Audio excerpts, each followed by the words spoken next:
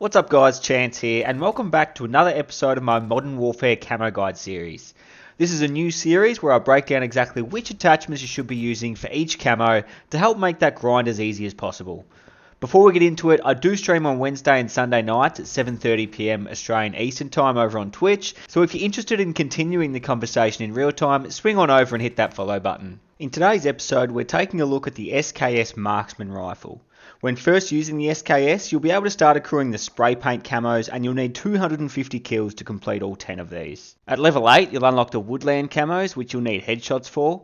Headshots are a fairly passive camo, and there's really nothing you can do to speed this up, so I wouldn't give too much attention to them, unless it ends up being one of the last camos you have left at the end. Up until this point, there's really no attachments worth noting, and you can equip anything you like as you unlock them.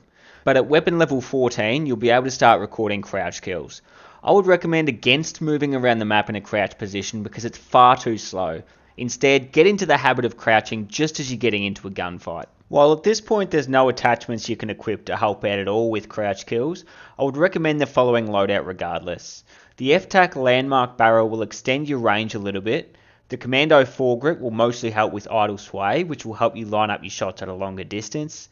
The 30 round mags will not only increase your magazine capacity, but will also increase your starting ammo so that you're not running out as easily. FMJ is handy with the SKS if you're trying to shoot an enemy through cover, and an optic of your choice should also help out with your accuracy and lining up your shots. You should continue with this loadout until you reach level 20, where you can start working on your one-shot kills. Even now, there aren't any new attachments that you can equip to help you out here, but it is worth noting that a headshot with this current loadout will be a one-shot kill out to about 60 meters. You should also be able to pick up a few one-shot kills on enemies that are already injured, so you should find that these progress on their own without too much focus. If you do find that you're having trouble, you could always jump into some hardcore games, as the SKS will always be a one-shot kill in hardcore game modes. At level 26, you'll unlock the Splinter camos for kills with 5 attachments. And yet again, there's still no new attachments up to this point that I would recommend changing, other than maybe updating your optic to your preferred sight if you've unlocked it by now. Again, these camos will take care of themselves. Obviously, just make sure that you've got all 5 attachment slots filled. Forging ahead to level 30, and by now you may be finished with your crouch kills. If not, you might be tempted by the bipod underbarrel, which claims to reduce crouching recoil, but even in a current loadout with the Commando foregrip, there's very little recoil in the first place. The side-by-side comparison here of the Commando foregrip and the bipod shows very little, if any, difference, so you can really go with either one of these attachments at this point.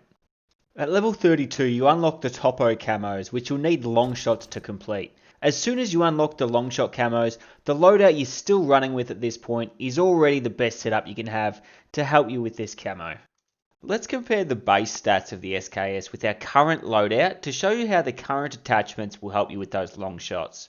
But before we do that, it's worth noting that when it comes to the SKS, anything beyond 38 meters will register as a long shot. So when we break down the attachments, we're only going to look at the effect they have on the weapon's performance beyond 38 meters.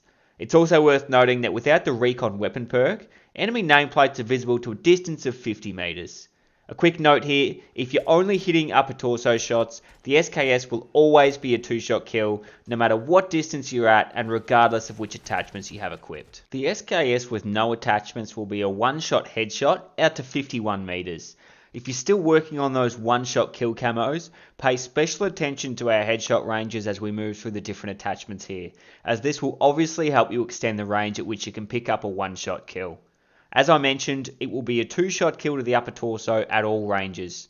If you're hitting lower torso shots only, the SKS will be a 2-shot kill out to the 51 meter range, and then a 3-shot kill beyond that. This 3-shot kill range extends out indefinitely. At this stage, the build you're running with has the FTAC landmark barrel, and this extends your 1-shot headshot range out to 61 meters, which is a sizable boost. If you're only hitting lower torso shots, this will also extend your 2-shot kill potential out to that same 61 meter range. You should continue with this build for some time, but at weapon level 38, you'll unlock the Tiger camos and start being able to group your mounted kills with your long shots. I would suggest running the deployable cover field upgrade at this time.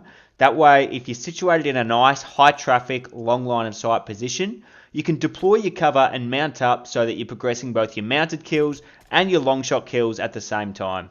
It's also at level 38 that you'll unlock the Recon weapon perk, And given the long range potential of the SKS, I would replace the FMJ with Recon at this point to help you identify your targets more easily beyond the 50 meter standard nameplate range. Once you reach level 42, you'll be able to combine the monolithic suppressor with the landmark barrel, which will further increase your one-shot headshot range out to 66 meters. It'll also extend your lower torso two-shot kill potential to 66 meters. So in order to ensure we're squeezing as much out of the SKS as we can for our long shots, I would go ahead and replace the 30 round mags with the monolithic suppressor, which you should now have paired with Recon, the FTAC landmark, and your preferred optic. I would continue with the Commando foregrip as it does reduce your idle sway, which is going to make it a little easier to line up your shots at extreme ranges.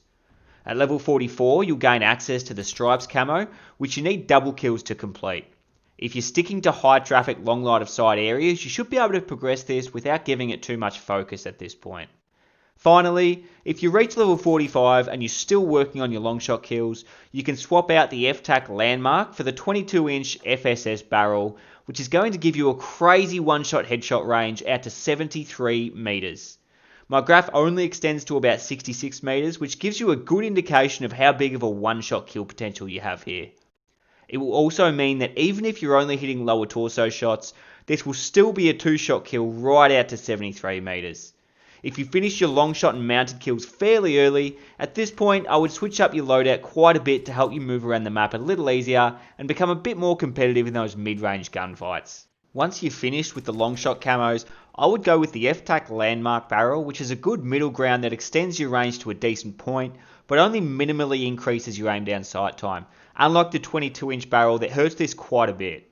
The 30 round mags will give you that extra starting ammo, and while it claims to reduce your aim down sight time, my testing at 60 FPS didn't show any change at all here, which makes this a great attachment to include in this build.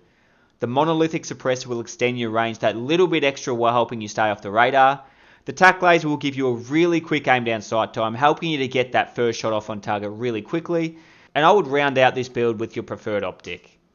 I would only go with this build if you haven't yet finished both your long shot and mounted kills. If you're still working on either of these, I would continue with the long shot build that I discussed previously. Moving on to level 49, we can now start earning kills with no attachments for the reptile camo. No matter where you're at with your other camos, I would remove all attachments now so that you can smash through the no attachment kills.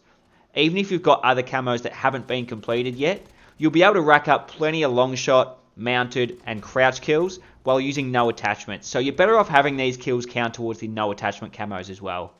Once you've finished with your no attachment kills, you can always go back to one of the previous builds to finish off those camos. The last camo you'll come across is the Skulls camo for earning 3 kills without dying.